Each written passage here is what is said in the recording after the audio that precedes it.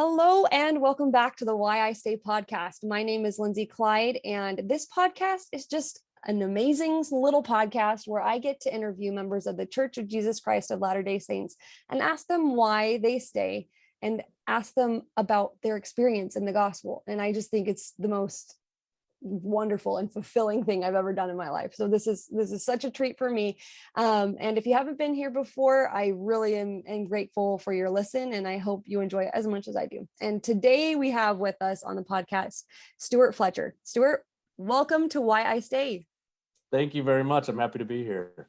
So if this is your first time, the way this podcast works is that it follows the same format every single episode. So the first one is a get to know you rapid fire question segment where I ask Stewart questions just to give him he's like, oh no, to give us a taste of who he is. Then we move into the exploratory questions about his experience in the gospel of Jesus Christ. And then at the end of every podcast, we have the same question: why do you stay in the Church of Jesus Christ of Latter-day Saints? So, Stewart, are you ready for the rapid fire questions? I'm very ready. Okay, here we go. Stewart, how old are you? I am 26 years old. Do you have any nicknames? In high school, I was called Captain Mormon, but I don't know if I go by that anymore. It sounds like an AOL Messenger handle or name or something. What is your favorite food? Domino's lava cakes. Ooh, those are so good. I've never tried one before. I'll have to go get one. I love those things. What is a current hobby that you have?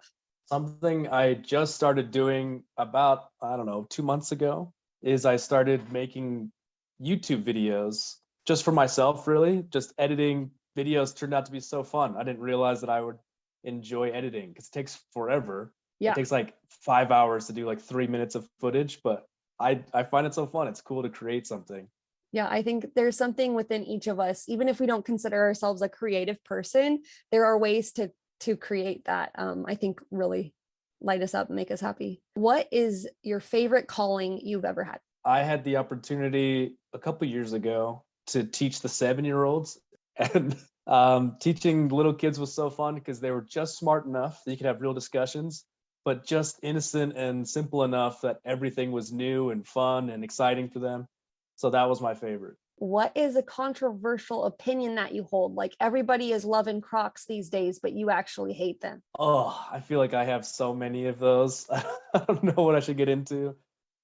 Maybe the most recent one that I've kind of been humbled on was that I used to hate Instagram and I refused to get it. I didn't get one until about a month ago. And I still am kind of fighting against it, but I see the allure. It just wasn't for me. I took a good chunk of my life trying to get off of Instagram. So I totally get where you're coming from. What is your biggest dream? Both my parents are very much visionary, dream oriented people. So they pass that along to me a lot. One of my biggest dreams is to maybe it sounds morbid. I don't know. You can tell me if it does. But I really want, when I die, I want my funeral to be full of a bunch of strangers that I didn't know I had affected, who just were all really deeply moved by our relationship, but I didn't even really know. There's something, I don't know, really romantic about that idea of having a positive impact without ever really knowing yourself. I think that's actually really cool, because what it means is that you go about doing good throughout your life, but you're humble about it and you don't even know that it's happening, right? And then you can see the fruits of it after you've passed. That's actually a pretty cool dream. Thanks for sharing that. Last rapid fire question is, what is something about you that is the same now as it was when you were in high school? Ooh, same now as it was when I was in high school. Unfortunately, probably my fitness level has kind of stayed the same for about 10 years. In fact, it's gone a little down, but I thought in high school, you're if you're an athlete in high school, you think, oh, I'm going to be Olympic level in 10 years, but I've just kind of oh, well, I guess I'll stay the same rather than getting worse. Great. Let's move into our exploratory questions. And the first one that you chose to talk about is this. When is a time that you had to go on faith because a prompting didn't make sense? What did you learn? I don't know if everybody has this experience, but I feel like my promptings from the Spirit never make sense. Like, it's so rare that I have a prompting that's like, oh, of course, this is why I should do this. Usually it's like, oh, all right, I guess I'll just follow. The one that came to my mind when I looked at that question was when I was in high school, my senior year, literally May, I'm about to graduate. My parents tell us that they're moving. They're moving to Utah, and we were living in DC at the time. And I'm like, you guys are moving, but I'm not moving. I'm going to college here. I don't know what you guys are doing. And so like I was kind of abandoned is how I felt a little bit, but I chose to stay. I went to live with one of my friends, and I had a girlfriend at the time, and I had a whole life my own. And I stayed for about a year and a half, almost 2 years. And in that time, I just kind of left the church. It just kind of like went by the wayside. Once you're 18, you're like, well, I could go to a YSA ward, a young single adult ward, or I could just stop. It's kind of easy. And so I stopped going for a while, but I remember I had a very clear impression once, literally like almost 2 years after, where the Spirit was just like, you have to go home. Like you shouldn't be here anymore. And I was like really frustrated by that because I was like, well, I'm going to school. I have my friends. I have all these things happening for me. And me and my girlfriend at that time, we've been dating for almost 2 years. And I was like, I'm not just going to up and leave to Utah. But the more I thought about it, the more I realized that it was kind of a crossroads in my life. And the Spirit was like, okay, if you're going to live this way outside of the church, if you're going to continue on this trajectory, because my girlfriend wasn't a member, none of my friends were members, the Spirit was like, you can choose that and just keep going, or you can choose to go home and actually choose to follow the Church of Jesus Christ of Latter-day Saints. And at that moment, I didn't see it that clearly. All I thought was, I need to go home. I'm running out of money. I'm getting very sad out here without seeing my family very often. And so I ended up literally within maybe a 2-week period, quit my job, moved out of my apartment, packed up all my belongings, and just left Utah. Me and my girlfriend kept dating, but in my head, I was like, we're going to break up. I knew it was going to happen. And within 2 weeks of being back in Utah, we'd broken up, and it was just like this crazy and like hammer on an anvil moment of everything was splintered one way or the other. And I didn't really know what I was doing at that moment, but the Spirit, like happens so often. It's very clear what you're supposed to do, but it's not very clear why. And in hindsight, I'm really glad that I decided to follow the Spirit and go to Utah. What I love, two things that I love about this is, one, you were still, the Spirit still chose to speak to you, even though you weren't currently doing all the ABCs that we are always told to do, right? One. Yeah. And two, you were able, well, and so I guess I have three things to say. Two, you were receptive enough, even though you weren't doing A, B, and C things, to go with it and listen, which I think shows a lot about like the path that you had been on, because you still had that spiritual grounding there, even though like your path was kind of meandering a bit. And what I love about that is that when we look at our friends and family who might be meandering a little bit or choosing a different path, like we can know that God is still with them, that the Spirit can still work in their lives in ways, maybe not as like broadly and as deeply as if they were living true to their covenants, but that God is still so invested in their lives. And then the last thing is that the impression was go home. But to me, it sounds like come home to Heavenly Father. You know what I mean? Like, come back to me, go home to your family, but like, come home to me. I don't know. I love that story. Thank you so much for sharing that with us. Yeah. The second question that you chose to speak on is, what is one experience that really increased your maturity in the gospel? Well, I grew up in the church. I was baptized at 8 years old. I became a deacon at 12. I hit every single landmark until about 18, as we talked about before. And I think one of the great downsides to growing up in the church is sometimes you lack those really powerful conversion moments in your life, because it's just kind of what you do and you take it for granted, you don't notice. But to every person, there is those moments that you really have to mature. And I had one moment broken up into three separate moments, if you'll allow me to paint that picture. Part of me coming home from going to college out in DC was, I knew I had to serve a mission. Like, I was certain that I had to serve a mission for the church.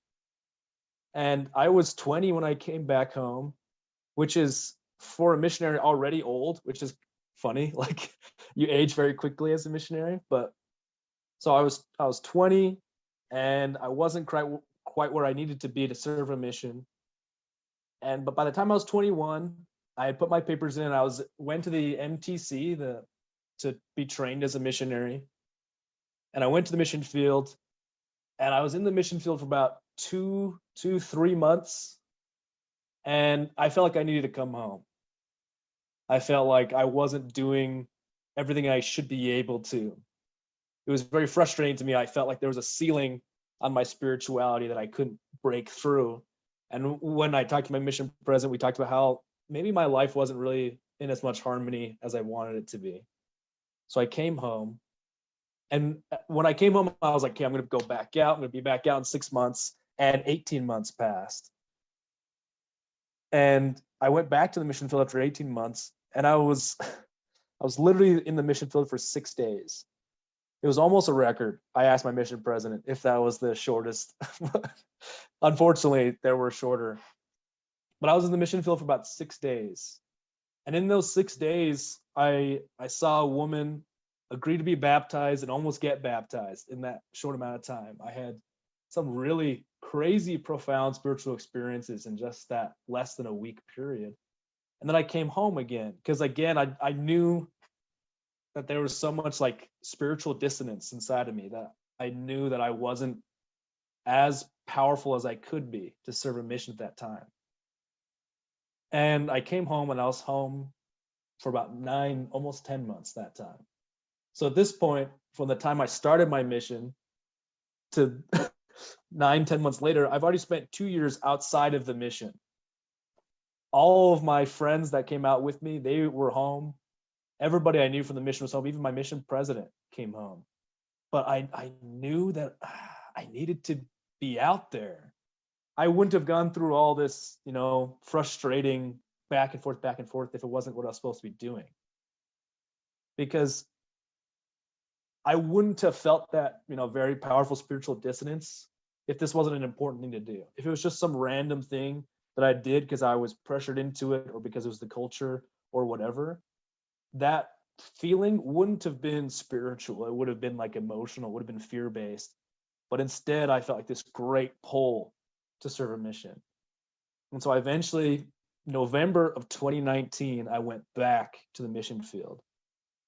Even though I went to the MTC March of 2017, I finally served the remaining 20 months of my mission, 20 months of my mission.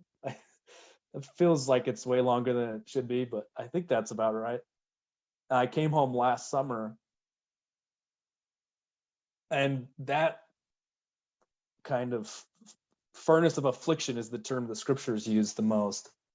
That kind of furnace of affliction to learn how important this church is through the lens of serving a mission is what changed my perspective on religion and on my life entirely. I had committed to the Spirit a long time ago and to our Heavenly Father that I was going to serve a mission. And so I knew that I had to do it. And it took me, all my mission friends joke about it, it took me more than 4 years from start to finish to serve a whole mission. And in our church, we have those little mission plaques that we hang in the foyer.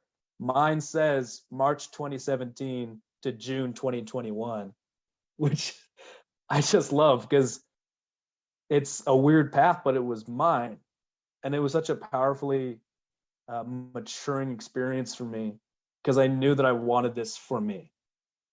I wanted it for me and for my relationship with our Heavenly Father, not for my parents, not for my brothers who had served, not, for any other promises or cultural pressures or whatever. I knew that this testimony was mine and it was given to me the hard way from our Heavenly Father. Wow. So if there's somebody listening right now who has a bumpy or different missionary path, what piece of advice would you give to them? It's funny that you asked that, because my roommate literally last semester, he had come home from the MPC because I think he just had a lot of anxiety. And he had come home and he's now graduated from college. He came home, he was home for 4+ years. He's now in his mid-20s. He asked me once, we were just brushing our teeth in the bathroom. And he's like, "You served your mission when you were old, right?" I was like, "Yeah, I guess. I came home at 25. So yeah, I was old." He said, "How did you feel about it?" Oh, I said, "I don't know why they asked us to go young. It was way better when I was older. I wasn't homesick. I could iron my own clothes. I knew at a grocery shop. But more importantly, I had a real testimony, and I could bear that testimony with a lot of weight because I had that experience of life." My advice to anybody who, may feel like it's too late to serve a mission, or they left and they come back, or however their path is, just go talk to your bishop and get started again. Because until you age out of it and they don't let you go, there's no reason not to go. You'll always be happy that you came back and you finished that mission. Thank you. I'm sure there's somebody out there who really needed to hear that. So thank you for sharing that experience with us. The last exploratory question I have for you before we get to the final question is, what makes you so excited about the gospel of Jesus Christ? What aspects of it really light you up? Oh man, there's so many things that make me really excited about the church.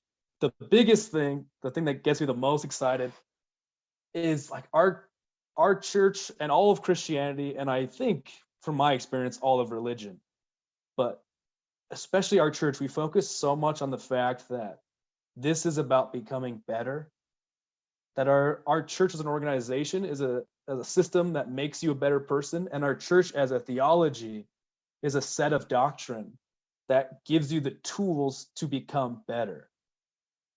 That every day I can become a better person. And it's not just because I, strapped on my boots and that I worked really hard or whatever. That is important, but the biggest thing is I know I'm supposed to become better. I know I used to be somebody who lived with a God before this life. And if I did it before, I can do it again. And our entire theology is designed to make it easier for us to become better through the atonement of Jesus Christ. That's what excites me, because I love the idea that this organization, this church, this everything, it's all focused on just being the best person you can be and progressing forever. Just having you talk about it, I'm just like, yes. It's so amazing that we have this. And I mean, I just think I think I take it for granted sometimes, but the fact that we have this whole system set up for us, and it's just so empowering. And there's nothing more motivating than knowing that you can and will be better than you are right now. Like that's what pushes us forward. Yeah. Just a quick aside. I don't know how much time we have, but do it. I remember one of my friends, non-member, not even religious, she was talking about once, she was complaining to me about how some of her friends weren't giving her the attention that she wanted. And I remember asking her, I was like, "So are you friends with them so that they can serve you, or are you friends with them so you can serve them? Like, is this more of a selfless kind of love, or what do you think?" And she was like, "Well, all love is selfish. It's all about what we can get, what they can give, and it's kind of this give and take." And I told her, and it was kind of a mind-blowing thing to me. I was like, actually, not all love is selfish. That's just like what we think. But if you have no kind of concept of Jesus Christ, a person who loves only selflessly, then to you, it's like, well, yeah, everything is kind of self-motivated. Everything is a little selfish because you don't even have that perspective that somebody could be out there who's entirely selfless and who just does everything for somebody else. And that's the only way that we can become that way, is by trying to emulate Jesus Christ, or by asking for him to give us his love. And it's by doing the things that he wants us to do, or living as he did, that we actually can learn that. Yeah, I've never actually thought through that before. That's like mind blowing. Okay, final question. Are you ready? I'm ready. All right. Stewart, why do you stay in the Church of Jesus Christ of Latter-day Saints? There are a lot of pieces to that question, and I love that that's kind of the central question of your podcast, because I think it's a very important question to always ask yourself. And when I think about it in kind of the more temporal, the more earthly, way of thinking about it, I stay because I have a great support system, because it's a very healthy culture of people trying to help each other. I have built-in friends every time I move. I have people who I can talk to, even strangers. I could literally just call up a stranger and be like, can I talk to you about this?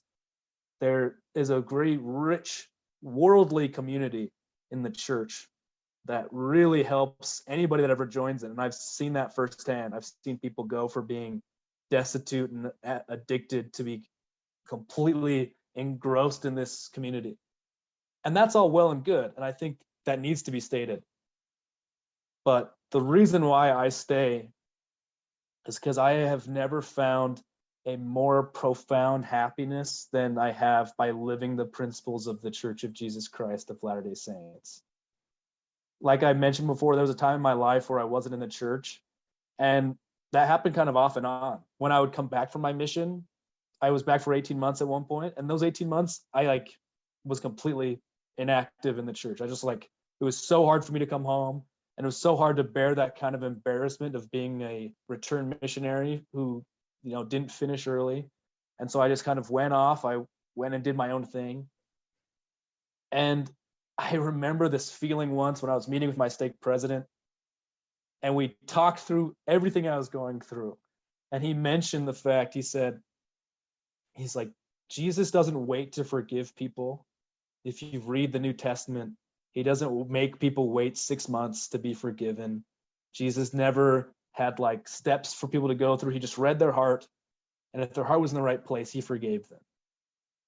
And when he told me that, I remember walking out of that building, just feeling so light, lighter than I've ever felt in my life. And it was such a feeling of relief to know that Jesus wasn't dragging me along, and that he was just forgiving me so easily. So the reason I stay is because I know the principles of this gospel are true. And sometimes the application or the implementation of those principles can be, problematic or confused or whatever. But no matter what, those principles are true, and they're the only way to that level of pure, unadulterated joy that I want in my life. Stewart, thank you so much for your life's path. And thank you so much for coming here and sharing that with us. And thank you for bearing your testimony so powerfully. We are all very blessed to have had you here. So thank you. Yeah, my pleasure. And that concludes my episode with Stewart Fletcher. So I just want to say that I love hearing these stories. And these stories are the compelling ones. Sometimes we hope that our lives just follow an easy trail, an easy paved road. But what are the best movies to watch? What are the best stories to read? They're the ones where the protagonist has to go through so many difficult challenges and uphills and meeting significant people along the way. And the story is sometimes messy and difficult with highs and lows. And those are the compelling stories. And yeah, we're not going to go out and try and give ourselves challenges just to make our life story compelling. But just being a disciple of Jesus Christ, these things will come to you. If you decide to follow Jesus Christ, your life story will be messy and rocky and difficult at times, and then also joyous and wonderful and outstanding at others. And I love hearing these stories, because it reminds me of the love that our Heavenly Father and Jesus Christ have for each one of us. They know each one of us, and they are here for it. They are here for every single step of the way. So I invite you to take a look at your life and fortify yourself. Take a deep breath and go forward. Whether you're going up a mountain right now or walking an easy street, I want you to prepare for the life's journey that you're going to walk with Christ and with your fellow saints. And I'm grateful for you being here, for listening with us today. And yeah, thanks for staying with us. We'll talk to you next time.